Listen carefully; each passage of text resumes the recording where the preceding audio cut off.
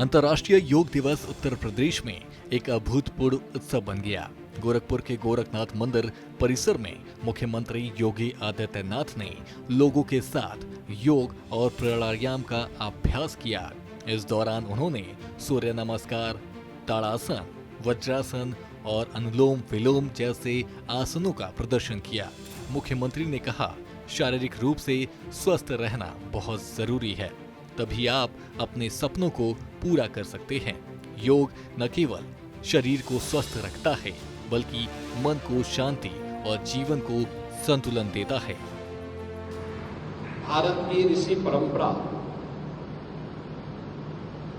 का एक ऐसा हम सब के लिए मंत्र है जो स्वस्थ काया के साथ साथ हमको एक स्वस्थ मस्तिष्क भी उपलब्ध करवाता है।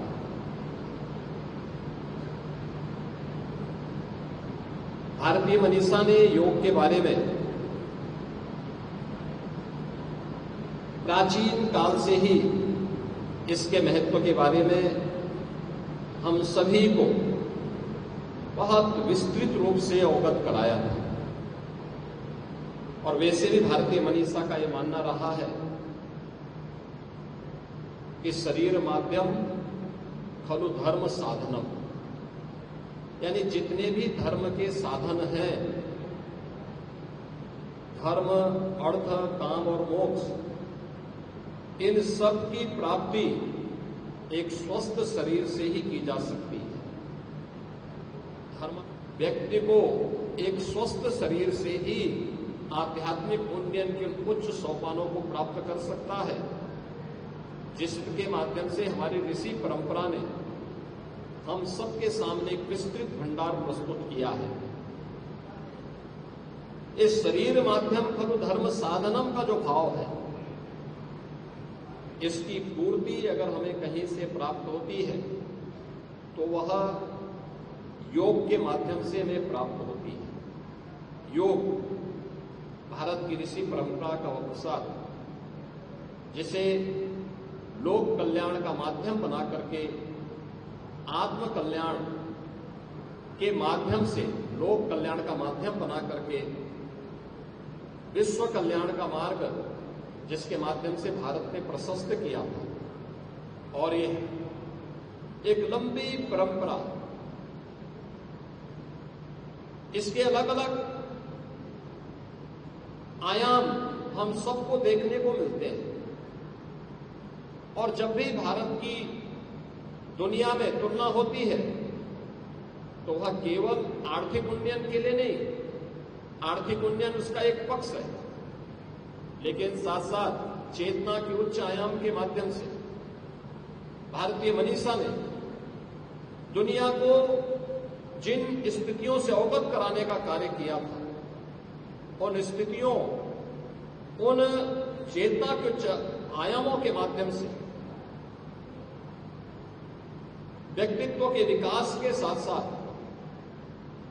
ब्रह्मांड के उन रहस्यों के उद्घाटन करने में, जो आज भी विश्व मानवता के लिए दुर्लभ जैसा है, लेकिन भारत के धर्म ग्रंथों में वो सब कुछ पहले से समाहित करके एक विरासत के रूप में हम सबको हमारी ऋषि परंपरा ने उन्हें वेदों के माध्यम से, उपनिषदों के माध्यम से, पुराणों के माध्यम से, तमाम स्मृतियों के माध्यम से, शास्त्रों के माध्यम से हम सबके सामने प्रस्तुत किया है। इस साल की थीम योग for one earth one health के साथ प्रदेश भर में योग सत्र आयोजित हुए। सीएम योगी आदित्यनाथ ने सभी को अंतर्राष्ट्रीय योग दिवस की बधाई और शुभकामनाएं दी। इस दौरान सीएम योगी ने कहा कि योग हम सभी के लिए स्वस्थ रहने का मंत्र, योग हमें निरोग रखता है। भारतीय ऋषि परंपरा का जो ये ज्ञान है, इससे दुनिया लाभान्वित भी होती थी, लेकिन अपने नाम से उन कार्यक्रमों को, उन योगिक क्रियाओं को अपने नाम से पेटेंट कराने का काम करती थी, अपने नाम से ग्रंथों की रचना करती थी। और अंततः परिणाम क्या होता था कि भारत अपनी विरासत से वंचित हो जाता था। लेकिन हर भारतवासी इस बात के लिए आभारी है प्रधानमंत्री मोदी जी का कि उन्होंने उनके प्रयास से यूएनओ ने 2014 में प्रधानमंत्री बनने के बाद योग की इस विरासत को मान्यता दे करके वैश्विक स्तर पर मान्यता दे करके 21 जून की तिथि को अंतर्राष्ट्रीय योग दिवस के रूप में मनाने का निर्णय लिया और 21 जून 2015 से लेकर के लगातार केवल भारत ही नहीं, दुनिया के लगभग 190 देश भारत की इस योग की विरासत के साथ जुड़ करके अपने आप को गौरवान्वित महसूस करता है। व्यक्ति ने असमय आने वाले बुढ़ापे को अपने आप से दूर कर लिया नियमित और संयमित दिनचर्या के माध्यम से, तो यह संभव है। और ये मेरा भी सौभाग्य है कि मुझे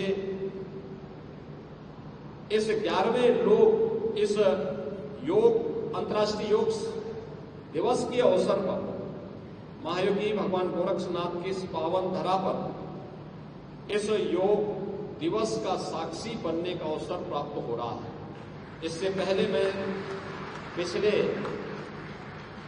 8 वर्षों से मुझे लखनऊ में या अन्य स्थानों पर इस आयोजन के साथ जुड़ने का अवसर प्राप्त हुआ। इस बार 11वें योग दिवस के कार्यक्रम के साथ जुड़ने के लिए मैं स्वयं गोरखपुर में उपस्थित हुआ हूं। मैं एक बार फिर से आप सभी को उत्तर प्रदेश के अंदर अलग अलग स्थानों में 11वें योग दिवस के कार्यक्रम के साथ साक्षी बन रहे सभी योग प्रशिक्षुओं का, योग जिज्ञासुओं का, योग साधकों का हृदय से स्वागत करता हूं, उनका अभिनंदन करता हूं। उत्तर प्रदेश में 11वां अंतर्राष्ट्रीय योग दिवस एक ऐतिहासिक जन आंदोलन बन गया। मुख्यमंत्री योगी आदित्यनाथ के नेतृत्व में योग न केवल शारीरिक स्वास्थ्य बल्कि सामाजिक एकता को भी मजबूत किया। गोरखनाथ मंदिर से गांवों तक योग का ये उत्सव स्वस्थ और सशक्त भारत की नींव रख रहा है। ब्यूरो रिपोर्ट, सूर्य समाचार।